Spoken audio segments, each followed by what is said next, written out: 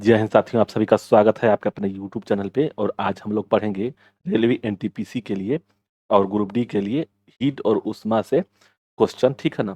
तो यहाँ पे 80 क्वेश्चन हम लोग पढ़ेंगे, करीब करीब 40 मिनट लगेगा। और एक बात याद रखिएगा, इसका जो पीडीएफ है इस वीडियो के डिस्क्रिप्शन में जब जाएंगे तो वहाँ पे आपको टेलीग्राम का एक लिंक मिलेगा, वहाँ से आप डाउनलोड कर सकते हैं। जाकर के टेलीग्राम पे जाएंगे ना तो वहाँ पे आप ज्वाइन कर लीजिएगा और वहाँ पे आपको इसका पीडीएफ मिल जाएगा। ठीक है, अगर कोई दिक्कत होगा तो आप यहाँ पे मैसेज कर सकते हैं, ठीक है। तो आप लोगों को वीडियो अच्छा लगेगा तो लाइक से सब्सक्राइब करिएगा। चलते हैं इस पे। इसका जो हीट और उष्मा है, इसका कुछ तो फंडामेंटल राइट कुछ चीज समझिएगा। इसमें देखिए दो तीन चीज आता है। एक होता है वर्क, ठीक है ना, वो डब्लू बराबर जेड क्यू होता है, जे क्यू। ये आता है क्वेश्चन पे, याद रखिएगा। यह उष्मा का है। उष्मा को यदि कार्य डब्लू, ये उष्मा का मैंने जैसे क्या कहते हैं इसको, ऊर्जा क्या होता है, तो कार्य करने की पद्धति को क्या कहते हैं, ऊर्जा बोलते हैं। तो वही चीज है यहाँ पे। आप हमको यहाँ पे समझिएगा, डब्लू बराबर क्या होता है, क्यू अपान क्यू बराबर जे, ठीक है ना। तो ये याद रहे, एक ये आता है सूत्र, ठीक। यहाँ पर ये होता है मतलब ये, ठीक है। तो इसको डब्लू बराबर हम इसे लिख सकते हैं, ये, ठीक। या इसमें एक चीज ये हो गया। दूसरा चीज देखिए, एक और चीज पूछता है, जैसे फ़ारेनहाइट में चाहे सेल्सियस में, तो चार होता है, सेल्सियस में, फ़ारेनहाइट में, ठीक है, रोमर में, ठीक है, और एक होता है केल्विन में, ठीक, केल्विन। तो ये याद रहे, चार चीज होता है। इसी में से क्वेश्चन में से हर बार पूछाता है और यहाँ पे हर बार पूछता है, ठीक है। तो देखिए क्या होता है कि जैसे पानी को लेकर के, माने पानी अगर जैसे बर्फ कब बनेगा, बर्फ बर्फ, ठीक है ना, मतलब कि बर्फ कब बनेगा, तो इस सेल्सियस में वो 0 डिग्री पर बनेगा। और उबलेगा कब, पानी कब उबलेगा, तो वह उबलेगा 100 सेंटीग्रेड पे, सेल्सियस पे, याद रहे, ठीक है ना। क्वथनांक इसका होता है, क्वथनांक। इसी तरह से अगर वही चीज पूछ दिया फ़ारेनहाइट में, तो फ़ारेनहाइट होता है 32 डिग्री फ़ारेनहाइट। और यहाँ पे इसका होता है 212, ठीक है ना, फ़ारेनहाइट में। ओके, ये याद रहे, यह पूछता है। और रोमर में क्या होता है कि 0 डिग्री सेल्सियस होता है, 0 डिग्री आर होता है, ध्यान रहे आर होता है, ठीक है ना, आर और 80, यह आर होता है। तो इसको याद रखिएगा, ये होता है आर, 0 डिग्री से लेकर के 80 डिग्री आर होता है। और कैल्विन में क्या होता है, तो इसको रखिएगा के से लिखा जाता है इसको।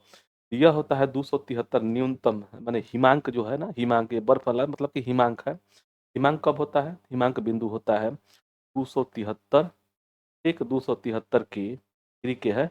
और उसके बाद से 373 की है, 373 की डिग्री में, ठीक। तो ये याद रहे, ये चीज एकदम कंठस्थ याद होना चाहिए। सेल्सियस में 0 से 100, फ़ारेनहाइट में 32 से 212, और रोमर में 0 डिग्री से 80। इन दोनों के बीच देखिए, एक 0 से लेकर के 100 तक अंतर है। इसमें देखिए इन दोनों का अंतर देखिए, इसमें है 100 का अंतर। यही से सूत्र वो निकलता है, हम बता रहे हैं आपको। यह जो 80, इसको अंतर करेंगे तो कितना हो जाएगा, 180। इसको अंतर करेंगे रोमर को तो 80 हो जाएगा, ठीक। और इसको अंतर करेंगे तो इनमें 100 हो जाएगा।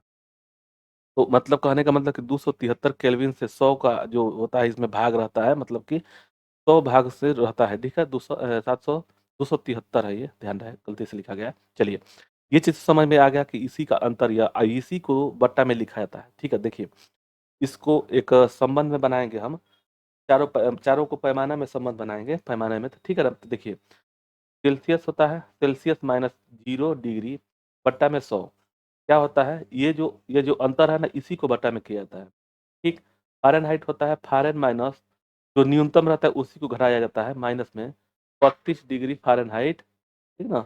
और बट्टा में इसका अंतर कितना है, तो 180 है, ठीक, 180। और इसी के बाद से यह हमें यहाँ पे मतलब इसके बराबर में लिखा जाता है, आर माइनस 0 डिग्री और बट्टा में 80, ठीक। जो अंतर इसका इन दोनों में आपस में अंतर होता है, और इसके बराबर कितना होता है, ये होता है केल्विन में याद रहे कि माइनस 200, ये जो न्यूनतम होता है 273 की, ठीक है ना, बट्टा में, और इन दोनों का अंतर कितना होता है, तो 100 होता है।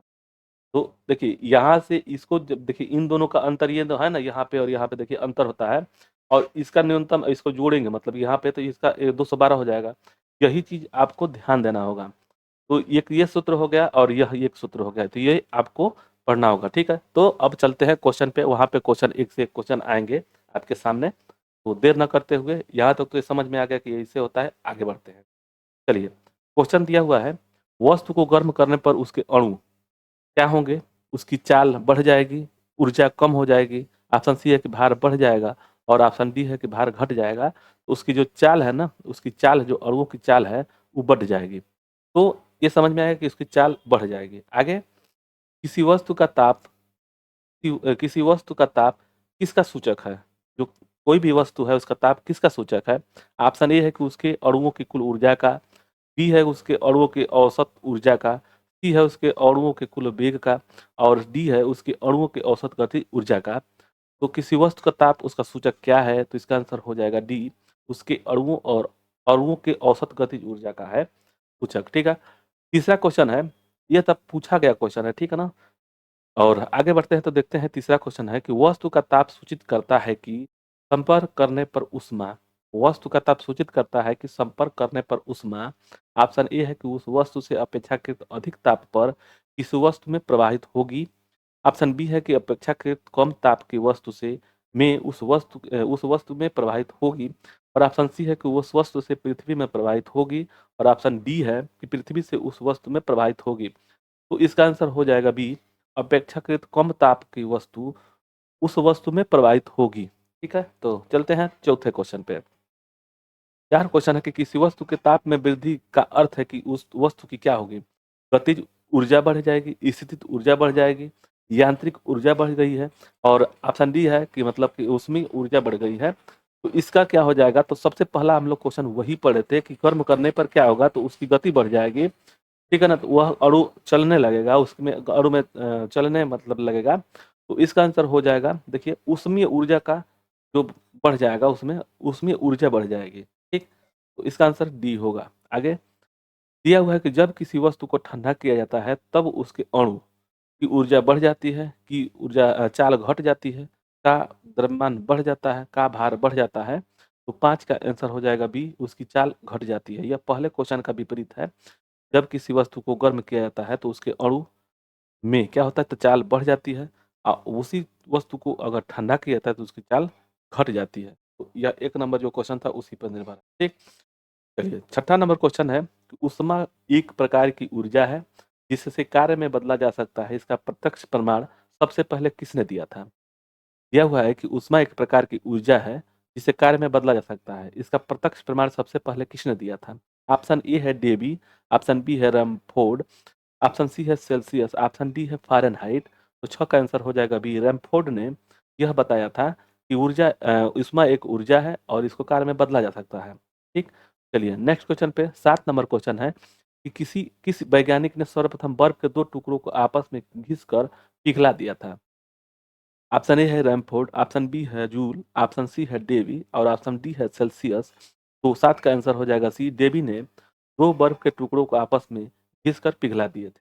आगे 8 नंबर क्वेश्चन है कि देखिए, यहाँ पे ऑप्शन पे ये 10 का पावर जो है ना, 4.186 गुणे 10 का पावर 7 है, 7 अर्ग है, तो ध्यान रहे, ये थोड़ा सा मिस्टेक है।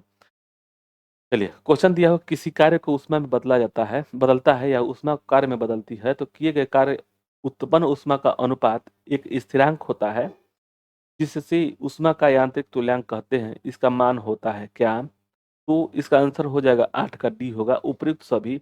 देखिए, 4 ये जो किलो कैलोरी में दिया है, तो 1 किलो कैलोरी में रख दिया है, यहाँ पे जूल कैलोरी रख दिया है, तो 4.186, और यह सब सेम है, ठीक है ना। तो यहाँ पे किलो कैलोरी में रख दिया है। अब देखिए, अर्ग में रखा है, तो यानी कि 4.186 गुणे 10 का पावर 7 अर्ग कैलोरी में रखा है। तो इस तरह से इसको सभी मान लेंगे। तो ये याद रहे कैलोरी में क्या लिखा जाता है, तो कैलोरी में 4186 जूल प्रति किलो कैलोरी होता है। तो इस तरह से ऑप्शन डी हो गया, यानी कि सभी सही हैं। चलिए, आगे 9वां क्वेश्चन है, निम्न में से कौन सा सही है? तो इसमें देखिए, अब भी हम लोग सबसे पहले हम लोग यही पे चर्चा किए थे कि हीट जो होता है, डब्लू माने जे बराबर क्या होता है, तो जे बराबर होता है डब्लू बाई क्यू होता है, या इसको हम लोग लिख सकते हैं कि डब्लू बराबर जे और क्यू, ठीक है, जे क्यू। तो ये याद रहे, तो इसका आंसर हो जाएगा 9 का ए होगा। ठीक, चलिए नेक्स्ट क्वेश्चन पे।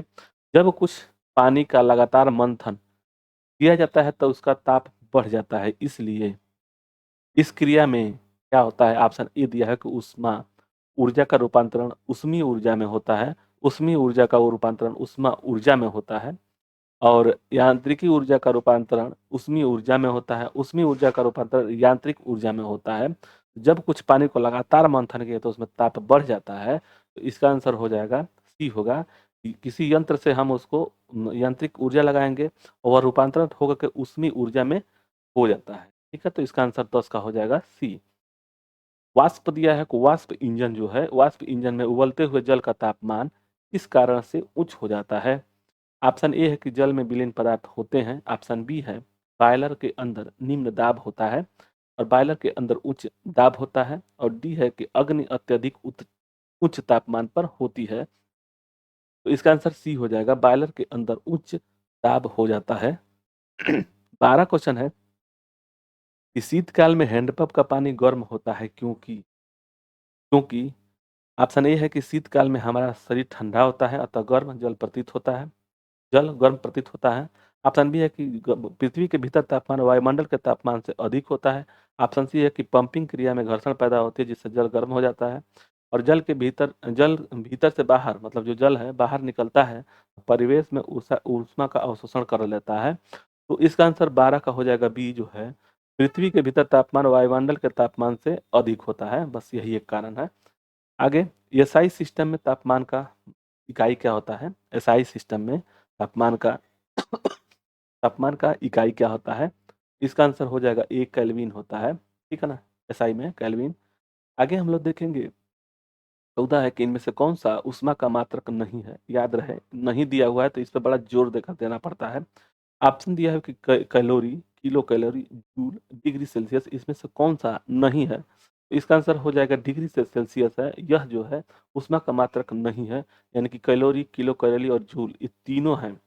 आगे, ताप का एसआई मात्रक क्या होता है? ताप का एसआई मात्रक क्या होता है?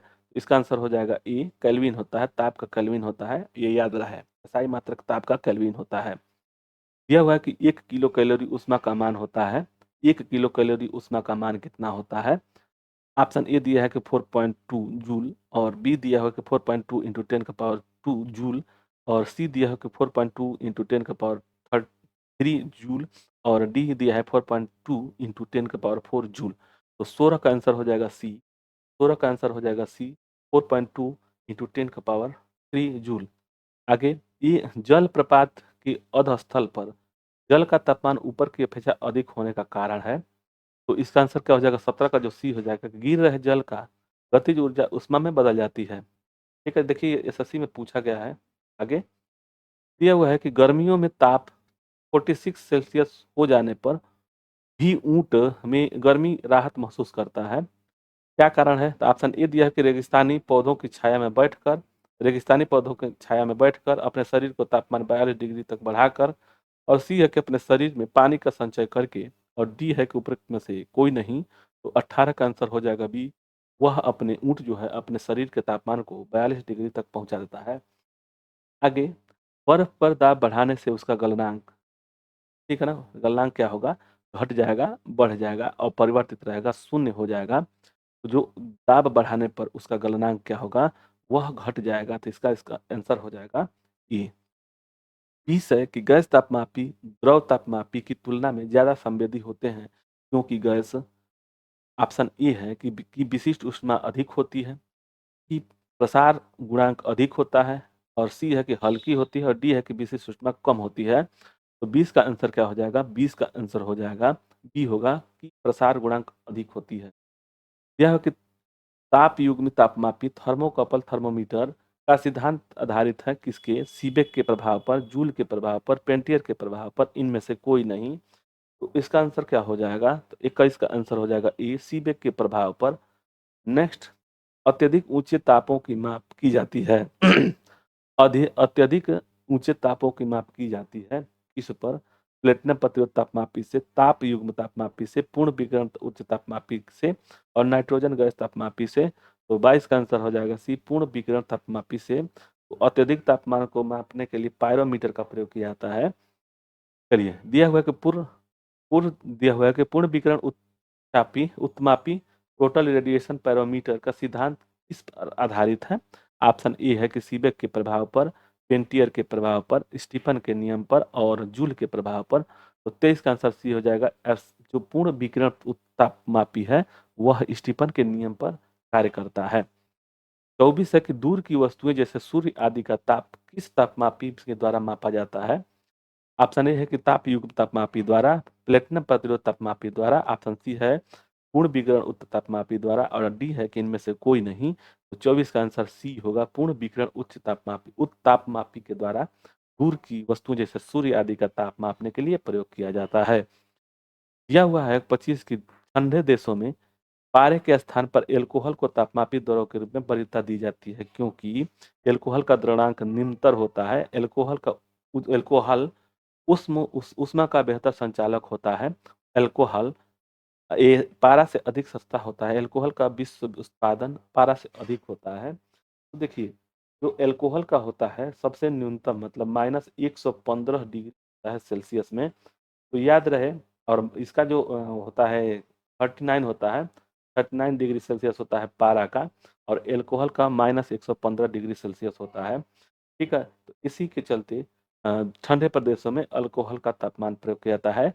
तो इसका क्या हो जाएगा, 25 का आंसर हो जाएगा ए। एल्कोहल का गलनांक निम्नतर होता है, मतलब 115 डिग्री सेल्सियस माइनस में होता है। ठीक है, तो चलते हैं नेक्स्ट क्वेश्चन पे। दिया हुआ है कि विकिरण पायरोमीटर में कितना तापमान मापा जा सकता है? तो इसका ऑप्शन दिया है कि 100 से लेकर के 250 डिग्री सेल्सियस, 100 डिग्री सेल्सियस तक, और 250 से 500 और डी दिया हुआ है कि 800 से ऊपर। तो जो विकिरण पायरोमीटर है यह सूर्य की तापमान को मापने का क्षमता रखता है। तो इसका आंसर हो जाएगा डी होगा, 800 से ऊपर होगा। ठीक है, चलिए आगे। थर्मोकपल ताप युग्मक द्वारा बनाया जाता है, किसके द्वारा? दो धातुओं के द्वारा, मतलब दो धातुओं, दो एक सदृश धातुओं, दो सदृश राशियों, इनमें से कोई नहीं। तो 27 का आंसर हो जाएगा सी, दो सदृश धातुओं के द्वारा थर्मोकपल ताप युग्मक बनाया जाता है। सूर्य का ताप मापा जाता है, तो सूर्य का तापमान कैसे मापा जाता है? तो इंग्लिश में उसको पायरोमीटर बोलते हैं। तो पायरोमीटर तापमापी होता है। तो इसका आंसर 28 का हो जाएगा, 28 का हो जाएगा सी। ठीक, चलिए नेक्स्ट। निम्नलिखित तापमापियों में से किसे पायरोमीटर कहा जाता है? निम्न तापमापियों में से किसे पायरोमीटर कहा जाता है? तो यह होता है 29 का बी होगा, विकिरण तापमापी जो होता है उसको पायरोमीटर कहा जाता है। नेक्स्ट है, निम्न में से कौन सा सही है? देखिए, इनमें से कौन सा सही है? तो इसमें देख लीजिए, -32 है ये, और ये दिया हुआ है, तो इस ये मतलब कि ये, और नहीं तो ये। तो देखिए यहाँ पे 32 दिया हुआ है ना, 32, तो ये तो होगा नहीं। या ये देखिए बी हो सकता है, मतलब कि कैसे होता है कि C-0 डिग्री सेल्सियस बट्टा में 100, और फ़ारेनहाइट को जब चेंज करेंगे तो F-32 डिग्री फ़ारेनहाइट बट्टा में 180 होता है। अब इसको कटाएंगे तो देखिए, कटाएंगे तो 20 बचे 100, और 20 नवा 180, तो 9 हो गया। यानी कि इसका मान क्या हो गया, सेंटीग्रेड में सेल्सियस में 5, और F-32 डिग्री बट्टा में 9। तो इसका आंसर क्या हो जाएगा, यह दिया हुआ है, तो इसका आंसर बी होगा। ठीक है, तो याद रहे, ये इसको देख ले। देखिए इसमें क्या है कि F-32 को देखेंगे तो ये तो होगा नहीं, ये भी नहीं होगा।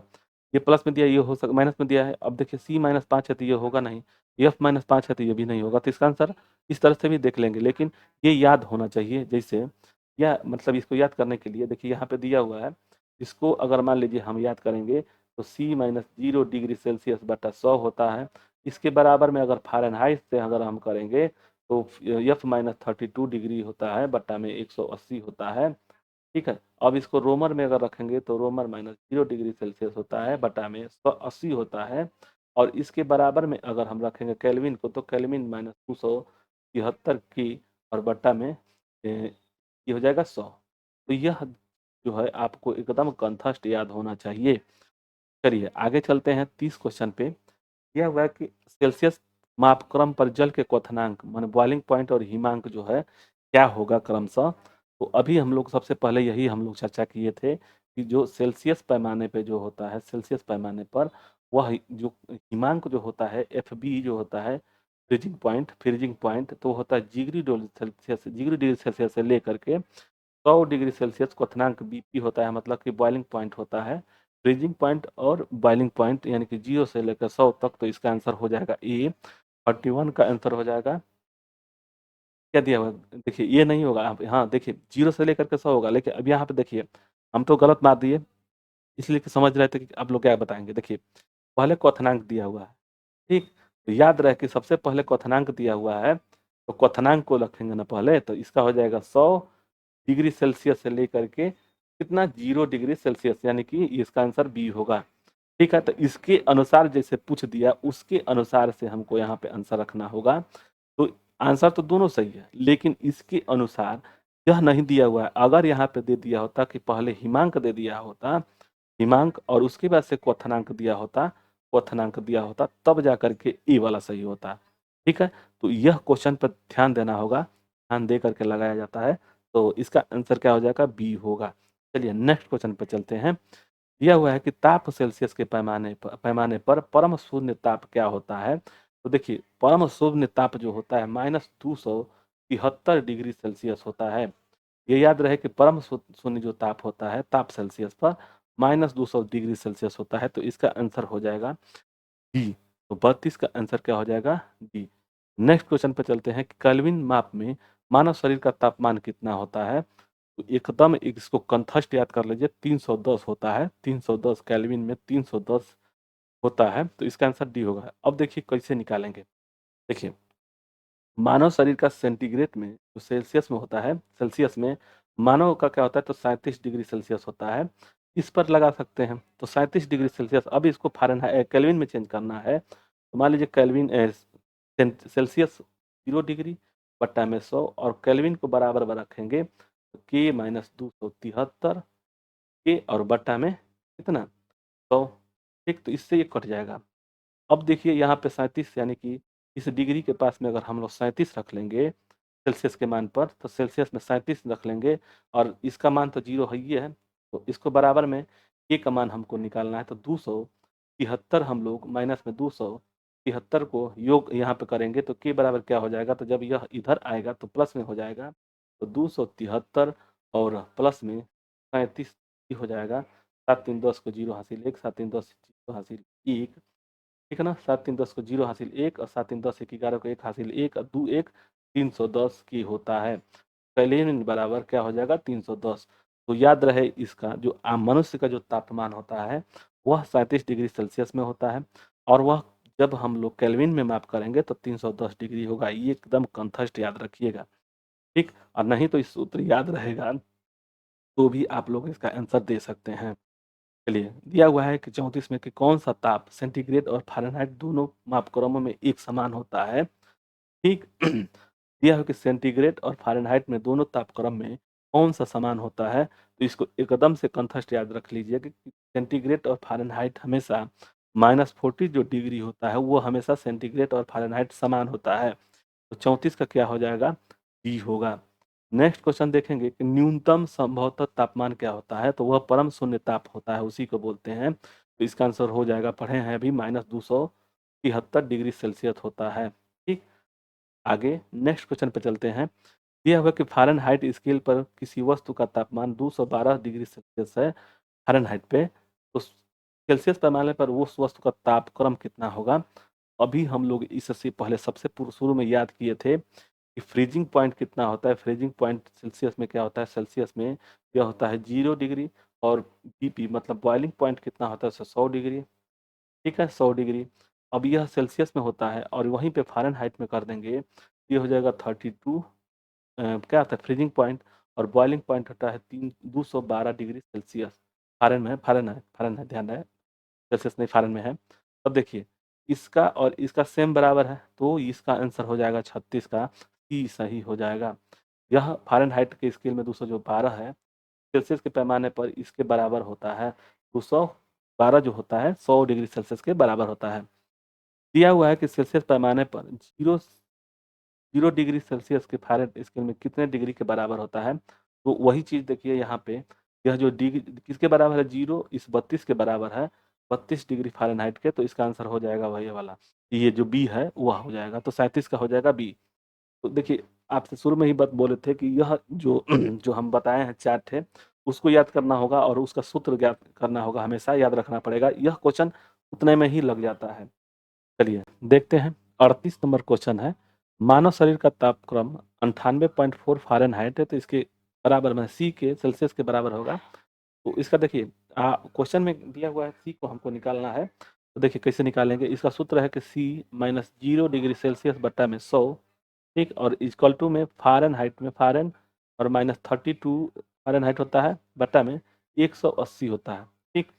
तो देखिए यहाँ पे इसको हम लोग इसे रख सकते हैं, सी हमको निकालना है, तो 0 डिग्री सेल्सियस वहाँ पे कोई मान हमको दिया नहीं है, हमको निकालना है सी, इसका मान ऐसे ही रह जाएगा, तो सी बट्टा में, अब इसको कटाएंगे तो देखिए 5 बार में कटेगा, यह कटेगा 9 बार में, ठीक, तो ये हो जाएगा 5 और बराबर में इस फ़ारेनहाइट को 9 हो जाएगा, तो फ़ारेनहाइट कितना है, तो 98.4 माइनस में 32, ठीक। तो अब इसको हम लोग यहाँ पे करेंगे, देखिए 98.4 और 32 घटा देंगे तो कितना हो जाएगा 32, ये हो जाएगा 4 और ये हो जाएगा 6 और इसमें से 6 हो जाएगा, ठीक, 66.4। अब इसको यहाँ पे जैसे तिर्यक गुणा करेंगे ना, देखिए तो ये कितना हो जाएगा 6 और बट्टा 6 बराबर में कितना हो जाएगा, यानी कि इसको 9 को हम लोग इधर लेकर आएंगे, इधर यही रहने दीजिए, ठीक है, यहीं पर रहने दीजिए बराबर में। अब ये देखिए 6 66.4 हो गया और इस 5 को हम लोग ले दिए यहाँ पे, तो गुणा हो जाएगा 5 और बट्टा में 9, ठीक। तो अब इसको लगाएंगे तो देखिए कितना आ जाएगा, तो 66.4 में 66.4 को 5 को गुणा करेंगे तो कितना आ जाएगा, 5 चौके 20, 2 5 छक्का 30, 2 32 को 2 हासिल 3 और 5 छक्का 30, 3 33, ठीक है, एक शून्य हो जाएगा, तो यानी कि 332 हो जाएगा। अब इस 332 को यहाँ पे जो मान हो गया सी बराबर कितना हो गया, 332 और बट्टा में 9, अब 9 से भाग देंगे तो 332 में 9 का जब भाग देंगे तो कितना हो जाएगा, यहाँ पे हो जाएगा 9 3 27 27 और ये हो जाएगा 6 2, अब 9 7 63 होता है तो 6 बार ले जाएंगे तो 9 छक्का 54, यानी कि हो जाएगा 8, दशमलव है तो यहाँ पे दशमलव बढ़ाएंगे तो यहाँ 0 हो जाएगा, 9 बार नहीं जाएगा, 9 9 81 8 बार जाएगा, दशमलव 8 8 9 72, फिर 8 आ गया, ठीक। अब उसके बाद से तब इसी तरह से 8 हटाता रहेगा तो इसको 9 कर दीजिए, ये हो जाएगा 36.89, तो इसका आंसर हो जाएगा बी, ठीक है। तो इसका मान कितना आ गया, सी बराबर हो जाएगा 36.89, ठीक। तो सेंटीग्रेड कितना हो गया हमारा सेल्सियस में, तो 36.89 होगा। चलिए नेक्स्ट क्वेश्चन पे चलते हैं, उसी तरह से फिर लगाना है। दिया हुआ है कि 39 है कि फ़ारेनहाइट तापक्रम पर सामान्य वायुमंडलीय दाब पर उबलते पानी का तापमान कितना होगा, फ़ारेनहाइट में उबलते हुए तापमान का क्या होगा। इसका आंसर देखिए, जो दिया हुआ वायुमंडलीय दाब पर उसके उबलते हुए ताप क्या होगा, तो बॉइलिंग पॉइंट कितना होता है फ़ारेनहाइट में, तो 212 फ़ारेनहाइट होता है, तो 39 का आंसर हो जाएगा डी, ठीक। चलिए देखिए 100 इसमें तो सब में फ़ारेनहाइट देते, ये सबको कोई नहीं होगा, अगर यह सेल्सियस में देता तो 100 हो जाता, ठीक है। तो यहाँ पर पूछ रहा है फ़ारेनहाइट में 212 होता है, ठीक। चलिए 40 दिया हुआ है कि दिल्ली में जल का क्वथनांक 100 डिग्री सेल्सियस है, तो मसूरी में जल का तापमान क्या होगा, मसूरी में जल का तापमान क्या होगा, तो इसका आंसर 40 का हो जाएगा, बी होगा, 100 सेंटीग्रेड से कम होगा। जैसे दिल्ली देखिए भारत के नक्शा में, मान लीजिए भारत का नक्शा है, ऐसा नहीं बना है तो माफ़ करिएगा, ठीक है। और यहाँ पे ऐसे, ठीक, और यहाँ पे मान लीजिए दिल्ली है, मसूरी यहाँ पे पड़ता है, तो जितने आप नीचे जाएंगे तो वहाँ पे मसूरी, तो इस ये जो उससे कम होगा सेंटीग्रेड, ठीक है। चलिए 41 है कि मनुष्य का तापमान 60 सेंटीग्रेड है, तो उसका तापक्रम फ़ारेनहाइट में क्या होगा, देखिए उसको लगाएंगे, यहाँ पे सी माइनस 0 डिग्री सेल्सियस बट्टा में 100 और बराबर में एफ माइनस 32 होता है, 32 डिग्री बाई 180, तो जब हम इसको लगाएंगे तो इस यहाँ पे जो डी का मान रखेंगे, देखिए यहाँ पे जो सी का मान है कितना दिया हुआ है, तो 60 और माइनस में हमको 0 करना है, तो 0 तो हम इसी तरह से रख लेंगे, कोई दिक्कत तो है नहीं। तो इसको हम लोग 60 बट्टा में 100 कर लेंगे और इक्वल टू में फ़ारेनहाइट में हमको निकालना है, तो एफ बराबर, एफ माइनस बराबर नहीं माइनस में माइनस 30 बट्टा में 180, ठीक। अब इसको लगाएंगे तो देखिए क्या होगा, ये हो जाएगा 5 और यह हो जाएगा 9, अब इसके साथ ये हो जाएगा तो 12 पचे 60, यानी कि 12 नवा होल 100 यानी 108 हो जाएगा, 108 बराबर एफ माइनस 30 हो जाएगा। तो ये देखिए माइनस में, तो ये इधर लेकर जाएंगे तो प्लस में हो जाएगा, तो यह बराबर क्या हो जाएगा 108 और प्लस में 42 हो जाएगा, तो ये हो जाएगा 140 डिग्री फ़ारेनहाइट में। ठीक, तो इसका आंसर क्या हो जाएगा ए। ठीक, तो 41 का आंसर हो जाएगा ए। चलिए आगे देखते हैं। किसी मनुष्य के शरीर का ताप सामान्य तापक्रम होता है। सामान्य तापक्रम देखिए फ़ारेनहाइट में कितना होगा, 98.4 होता है, 98.4 होता है फ़ारेनहाइट में, एफ में। और सेल्सियस में जो होता है वह होता है 37 डिग्री सेल्सियस। तो अब कौन पूछ रहा है यहाँ पे, ये तो होगा नहीं, 68 ये भी नहीं होगा, ये भी नहीं होगा, तो इसका आंसर ई होगा 42 का ई। ठीक है, चलिए आगे। तप्त जल के थैलों में जल का प्रयोग किया जाता है क्योंकि तप्त जल के थैलों में जल का प्रयोग किया जाता है क्योंकि यह सरलता से मिल जाता है, यह सस्ता और हानिकारक नहीं है, और यह विशिष्ट ऊष्मा अधिक है, और जल को गर्म करना आसान है। तो 43 का आंसर हो जाएगा सी, इसकी विशिष्ट ऊष्मा अधिक होती है। 44 ये है कि धातु की चायदानियों में लकड़ी के हैंडल क्यों लगाए जाते हैं। लकड़ी ऊष्मा का कुचालक होता है, कुचालक, और इसके बिजली का शाक नहीं लगता है, इसके पात्र सुंदर लगता है, इसकी स्वच्छता होती है। तो इसका आंसर हो जाएगा जो ऊष्मा होती है वह लकड़ी जो है कुचालक होता है ऊष्मा का। तो 44 का आंसर हो जाएगा ई। चलिए नेक्स्ट। जब गर्म पानी को मोटे कांच के गिलास के ऊपर छिड़का जाता है तो वह टूट जाता है, इसका कारण है। ऑप्शन ए है कि अचानक ही गिलास विस्तारित हो जाता है, अचानक ही गिलास संकुचित हो जाता है, जल वाष्पित हो जाता है, गिलास रासायनिक रूप से जल के साथ प्रतिकृत हो जाती है। तो इसका आंसर हो जाएगा 45 का आंसर हो जाएगा ए, वह अचानक ही गिलास विस्तारित हो जाता है। दिया हुआ है कि पानी का घनत्व किस ताप पर अधिकतम होता है। घनत्व जो होता है, जैसे मान लीजिए ऊपर से अगर मान लीजिए 100 है, 100 डिग्री सेल्सियस, तो उसको नीचे ले आएंगे तो 4 डिग्री सेल्सियस पे उसका घनत्व सबसे ज़्यादा होता है, और 0 डिग्री तक। तो ये यहाँ पे ध्यान रहे, इसका आंसर हो जाएगा 4 डिग्री सेल्सियस पर पानी का घनत्व जो होता है बहुत ज़्यादा होता है। घनत्व जो होता है बहुत ज़्यादा होता है, तो इसका आंसर बी होगा। नेक्स्ट दिया हुआ है कि जब बर्फ को 0 डिग्री से 10 डिग्री तक गर्म किया जाता है तो ताप का आयतन क्या होगा। इकसार रूप से बढ़ती है, इकसार रूप से कम होती है, पहले बढ़ती है और उसके बाद घटती है, कम होती है, पहले कम होती है उसके बाद से बढ़ती है। तो देखिए आयतन क्या होगा, जब किसी भी चीज में आयतन जब अधिक होगा तो उसका आयतन, जैसे नहीं, घनत्व जब अधिक होता है आयतन उतने बराबर होगा, अगर उसके घनत्व को कम करेंगे तो उसका आयतन बढ़ता जाएगा। ठीक, तो देखिए कह रहा है कि 0 डिग्री, यानी कि 0 डिग्री से लेकर के जब उसको 10 डिग्री पर पहुंचाया जाता है तो इसका तो घनत्व यहाँ पे 4 डिग्री पे सबसे कम हो अधिक हो जाएगा ना घनत्व। आयतन यहाँ पे जब कम होगा तो आयतन कम हो जाएगा यहाँ पे, तो आयतन कम होगा पहले, उसके बाद से बढ़ेगा। तो अब इसका आंसर हो जाएगा 47 का आंसर हो जाएगा डी। जैसे कि यहाँ पे तो घनत्व जब अधिक होगा तो आयतन कम होगा, जब यहाँ से जब ऊपर जाएगा तो यहाँ पे तो घनत्व हो जाएगा अधिक, और घनत्व अधिक हो जाएगा तो आयतन कम हो जाएगा, यानी कि कम पहले और उसके बाद से यहाँ से बढ़ता जाएगा तो इसका आयतन जो है बढ़ता जाएगा। ठीक, तो याद रहे आयतन और घनत्व में यही एक बात चीज होता है कि अगर जितना अधिक से अधिक मतलब ज्यादा से ज्यादा उसका आयतन होगा तो उसका घनत्व कम होगा।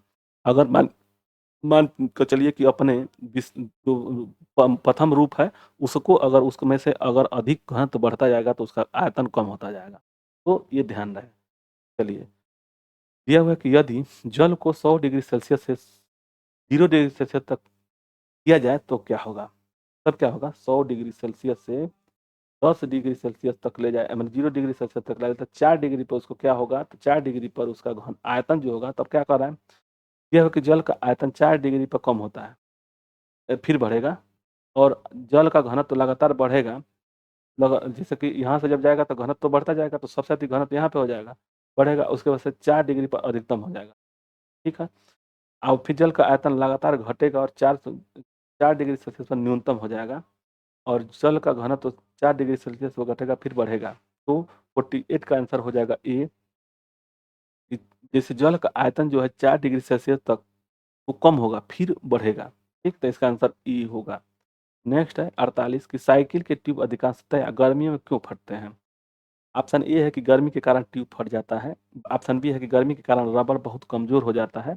ऑप्शन सी है कि गर्मी के कारण रबर कड़ा हो जाता है और वह हवा को जगह देने के लिए फैल नहीं पाता है। तो इसका नहीं है, तो इसका आंसर क्या हो जाएगा, ऑप्शन डी में दिया हुआ है कि उपरोक्त में से कोई नहीं, तो 49 का आंसर हो जाएगा ई, गर्मी के कारण ट्यूब फट जाता है।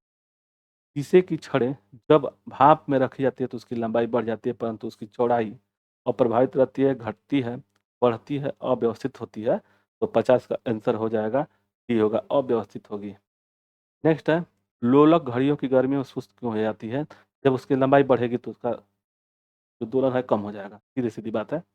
उसकी लंबाई बढ़ेगी तो वह सुस्त हो जाएगी। तो 51 का आंसर क्या हो जाएगा? 51 का आंसर हो जाएगा सी, लोलक की लंबाई बढ़ जाती है जिसके दोलन के लगा समय जो है बढ़ जाता है, इसी के कारण से वह सुस्त हो जाती है। 52 क्या है कि एक धातु को ठोस गेंद के अंदर कोटर, कोटर मतलब कोटर है, जैसे कि एक धातु है, मान लीजिए इसमें से एक कोटर है यहाँ पे, ठीक। तो कह रहा है कि जब धातु को गर्म किया जाता है तो वो कोटर का आयतन क्या होगा? बढ़ेगा, घटेगा, नहीं बदलेगा, दोगुना हो जाएगा। तो 52 का आंसर हो जाएगा ई, बढ़ेगा। ठीक। आगे, जब किसी बोतल में पानी भरा जाता है और उसे जमने दिया जाता है तो बोतल टूट जाती है, क्योंकि क्योंकि पानी जमने पर फैलता है, बोतल हिमांक पर सिकुड़ती है, बोतल के बाहर का तापमान अंदर से ज़्यादा होता है और गर्म करने पर फैलता है। देखिए, जब भी जब भी जैसे बोतल है, मान लीजिए कोई बोतल है, उसमें जैसे पानी रहता है, पानी का घनत्व बर्फ की अपेक्षा ज़्यादा होता है, घनत्व। जब घनत्व ज़्यादा होता है तो इसका पानी का आयतन कम होगा, और वही जब उतने ही पानी का घनत्व, माने उतने ही पानी को आयतन में अगर हम उसको बर्फ में बदलेंगे तो उसका घनत्व कम होगा, तो उसका आयतन बढ़ जाएगा, इसी के चलते वह फट जाता है। ठीक है, तो उसका आयतन बढ़ जाने के कारण इसका आंसर क्या हो जाएगा? बोतल हिमांक पर सिकुड़ती है और अंदर में ज़्यादा होता है, तो इसका जमने पर फैलता है, पानी जमने पर फैलता है, तो इसका आंसर 53 का हो जाएगा, 53 का ए होगा। नेक्स्ट, अत्यधिक शीत ऋतु में पहाड़ों पर पानी की पाइपलाइनें फट जाती हैं, वही चीज़ है, पानी ठंडक में सिकुड़ जाते हैं, पानी में पाइप जमने से सिकुड़ जाता है, पाइप में पानी जमने से फैल जाता है, तो इसका आंसर सी होगा। ठीक है, 54 का आंसर सी।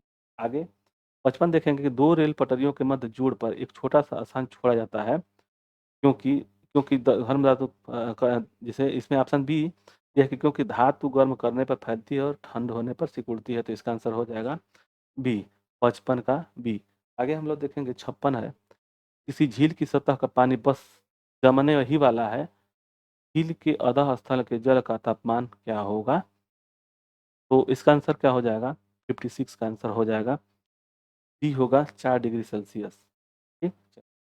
नेक्स्ट, तो शीतकाल में जब ठंड में जल जम जाता है तब मछलियाँ और अन्य जीव क्या रहते हैं? जीवित रह सकते हैं, क्योंकि जल का केवल ऊपरी सतह ही जमता है। अन्य गर्म स्थानों पर चले जाते हैं, सुरक्षित जीवित रह सकते हैं, क्योंकि उनके ठंड करने की अनियमित प्रणाली होती है, मर जाते हैं, तो इसका आंसर ई होगा, 57 का आंसर ई। जीवित रह सकते हैं क्योंकि जल का ऊपरी जो सतह होता है वह जमा रहता है और नीचे पानी जैसा रहता है। 58 दिया हुआ है कि ऊष्मा के संचरण की विधि, ऊष्मा का जो संचरण है वो कौन सी विधि है? Termination, transmission, transmission of heat. संचरण जो होता है किसके चलन से, संवहन से, विकिरण से, उपरोक्त सभी से। तो ऊष्मा का जो संचरण होता है किस विधि के द्वारा होता है? तो इसका आंसर हो जाएगा, इस सभी होता है। ठीक है ना। अब किसी में, किसी ठोस में क्या होता है, द्रव में क्या होता है, और गैस में कैसे होता है, तो इसको ध्यान से देखना होगा, आगे मिलेगा क्वेश्चन। चलिए आगे देखते हैं। 59 है, 59 दिया हुआ है कि ऊष्मा के संचरण की किस विधि में पदार्थ के अणु एक स्थान से दूसरे स्थान तक स्वयं नहीं जाते हैं? चलन, संवहन, विकिरण, तीनों। इसका आंसर 59 का हो जाएगा ई। जो चलन होता है वह एक दूसरे के स्थान से नहीं छोड़ सकते हैं, तो वह क्या होता है? यानी कि ठोस होता है। ठीक है ना, ठोस होता है। द्रव में संवहन और विकिरण जो होता है, जो सूर्य से आसमान से जो गर्मी आती है वह विकिरण के द्वारा वायुमंडल गर्म होता है। दिया हुआ है कि द्रव तथा गैसों में उसका का स्थानांतरण निम्नलिखित में से किस विधि द्वारा होता है? द्रव और गैसों में, तो 60 का आंसर हो जाएगा, 60 का आंसर हो जाएगा बी, संवहन के द्वारा। आगे, विद्युत केतली में पानी गर्म होता है चलन के द्वारा, विकिरण के द्वारा, संवहन के कारण, इनमें से सभी। तो 61 का आंसर हो जाएगा बी, विकिरण के द्वारा। नेक्स्ट, सूर्य की ऊष्मा पृथ्वी पर निम्नलिखित में से किस प्रकार के संचार माध्यम से आती है? संवहन द्वारा, विकिरण द्वारा, संनयन द्वारा, ताप विनिमय द्वारा। तो 62 का आंसर हो जाएगा विकिरण द्वारा, आंसर बी। आगे 63 एक, ऊष्मा के स्थानांतरण के किस विधि के माध्यम से आवश्यक नहीं है? ऊष्मा के स्थानांतरण की किस विधि के माध्यम आवश्यक नहीं है? चालन, संवहन, विकिरण, उपरोक्त में से सभी। तो 63 का आंसर हो जाएगा सी, विकिरण। ओके। आगे दिया हुआ है कि ऊष्मा संचरण की वह विधि जिसमें माध्यम के कण गति नहीं करते हैं, कौन सी है? जो ऊष्मा संचरण विधि है, माध्यम के कण गति नहीं करते हैं, तो चालन है, संवहन, विकिरण है, इनमें से कोई नहीं है। तो 64 का आंसर हो जाएगा सी। 64 का सी होगा। आगे, निम्नलिखित में से कौन सा ऊष्मा का सर्वोत्तक चालक है? जल, पारा, लकड़ी और चमड़ा। तो इसका आंसर बी होगा। 65 का बी होगा। आगे, 66 है कि चांदी की ऊष्मीय चालकता तांबे की ऊष्मीय चालकता की अपेक्षा कम होती है, अधिक होती है, बराबर होती है, इनमें से कोई नहीं। तो 66 का आंसर हो जाएगा बी, अधिक होती है। नेक्स्ट, बोलोमीटर मापन की एक युक्ति है। बोलोमीटर मापन एक युक्ति है। ताप के पौधों में वृद्धि के उसमें विकिरण के वायु की गति को, तो बोलो जो मीटर है वह होता है उसमें विकिरण के माप के लिए होता है। तो उसमें विकिरण जो होता है बोलोमीटर के माध्यम से मापा जाता है। ठंडे के दिनों में लोहे के गुटके और लकड़ी के गुटके को प्रातः काल छुए तो गुटका ज्यादा ठंड रहता है, क्योंकि क्योंकि ऑप्शन दिया हुआ है, लोहे के गुटके का ताप लकड़ी के गुटका से कम होता है। लकड़ी की तुलना में लोहा उष्मा अच्छा चालक है, लोहा उष्मा का अच्छा चालक है।